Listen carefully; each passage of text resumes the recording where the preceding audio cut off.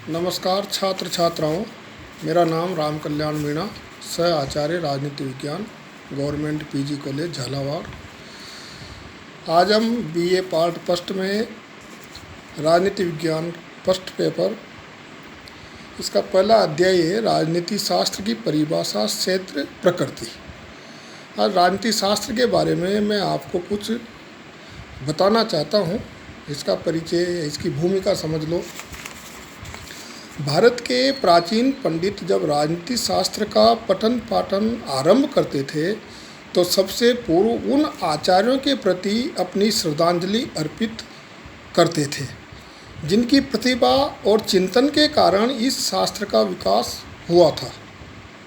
प्राचीन भारतीय राजनीति शास्त्र प्रवर्तक आचार्य जिनमें मुख्य हैं, जो आचार्य हैं उनमें मुख्य हैं मनु, वाचस्पति, शुक्र, पराशर, वेदव्यास और चाणक्य आदि के सम्मुख अपना मस्तक झुकाते थे।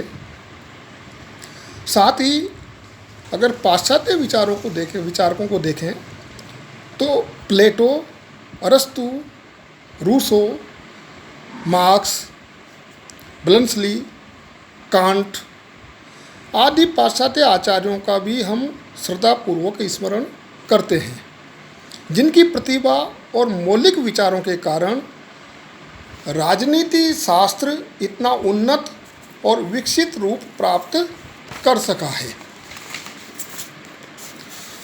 जहाँ तक प्राचीन विद्याओं के विभाग हैं वो इस प्रकार से हैं। भारत के प्राचीन आचार्यों ने विद्याओं को 4 भागों में विभक्त किया था, जैसे अन्वीक्षिकी, त्रयी, वार्ता और दंड नीति।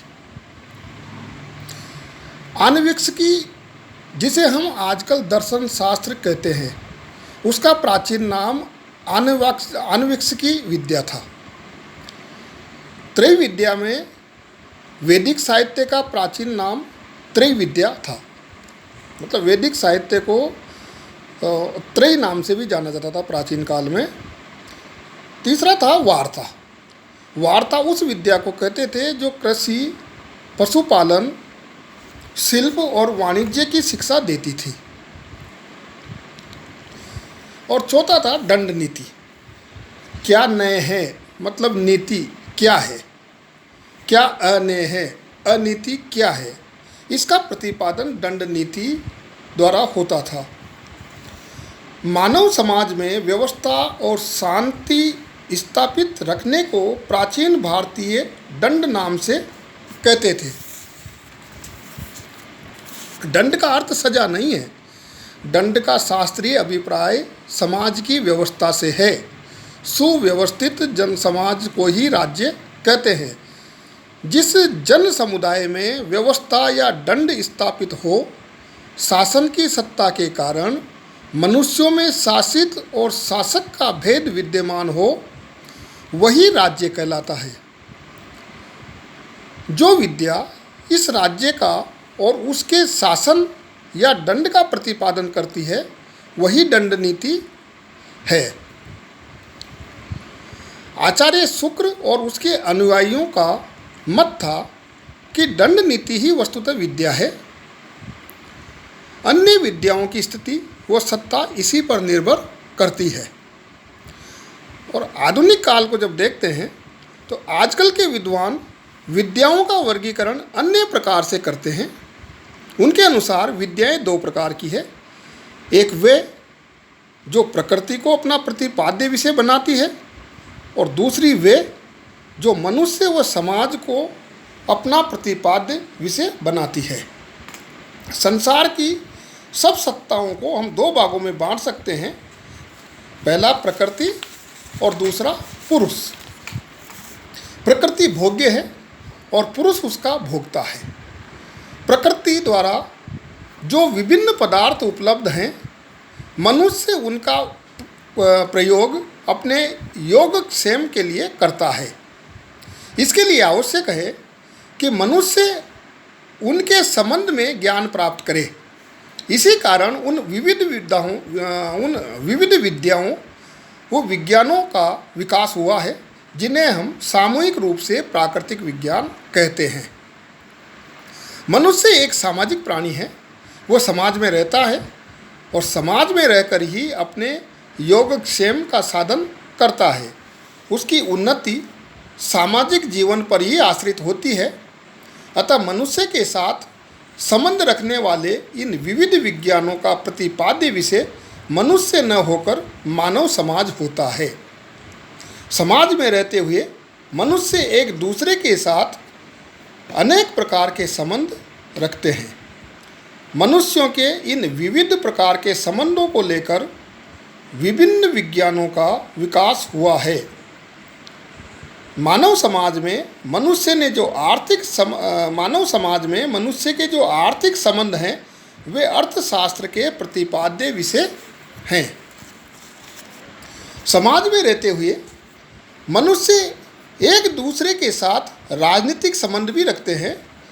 वे एक ऐसे राजनीतिक समुदाय से संगठित होते हैं जिसे राज्य कहा जाता है। प्रत्येक मनुष्य इस राज्य का अंग होता है, इसके कानूनों को मानता है, इसके प्रति कुछ कर्तव्य रखता है और इसी के कारण कतिपय अधिकारों का भी उपभोग करता है। मनुष्य के इन राजनीतिक संबंधों को जो विज्ञान अपना प्रतिपाद्य विषय बनाता है उसी को हम राजनीति शास्त्र कहते हैं। इस प्रकार ये स्पष्ट है कि राजनीति शास्त्र उन विज्ञानों के अंतर्गत है जिन्हें सामूहिक रूप से सामाजिक विज्ञान या सोशल साइंस कहा जाता है और जिनका प्रतिपाद्य विषय मनुष्य या मानव समाज होता है।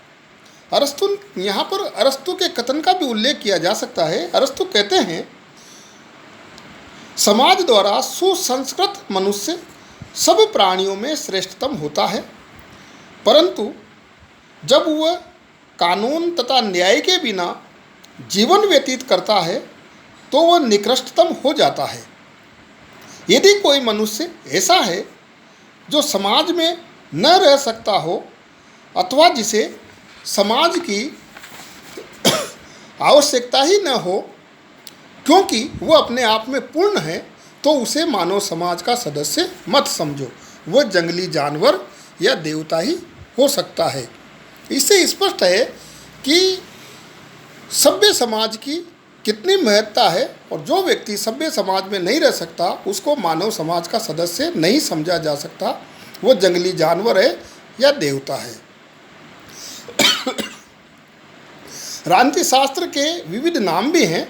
भारत के प्राचीन विद्वान इस शास्त्र को दंड नीति के नाम से, राजधर्म शास्त्र के नाम से, न्याय शास्त्र, नीति शास्त्र, अर्थशास्त्र आदि अनेक नामों का प्रयोग करते थे। आचार्य चाणक्य ने राजनीति शास्त्र विषयक जो महत्वपूर्ण ग्रंथ लिखा था उसे उन्होंने अर्थशास्त्र नाम दिया था। उन्होंने अर्थशास्त्र का अभिप्राय इस प्रकार स्पष्ट किया है, मनुष्यों की वृत्ति ही अर्थ है, अर्थात मनुष्य सहित भूमि को अर्थ कहते हैं। उस अर्थ मनुष्य से बसी हुई भूमि के लाभ या स्थिति और पालन या उन्नति का उपाय रूप शास्त्र अर्थशास्त्र है। अंग्रेजी में इस शास्त्र के लिए पॉलिटिक्स और पॉलिटिकल साइंस शब्द का प्रयोग होता है। पॉलिटिक्स शब्द प्राचीन ग्रीक भाषा के पोलिस शब्द से बना है, जिसका अर्थ नगर या पुर या राज्य है। प्राचीन ग्रीस में राज्य छोटे होते थे। प्रत्येक नगर ही स्वतंत्र राज्य होता था जिसे पोलिस कहा जाता था। पोलिस या नगर राज्य के साथ जिन बातों का संबंध हो उन्हें ग्रीक लोग पॉलिटिक्स कहते थे। धन्यवाद।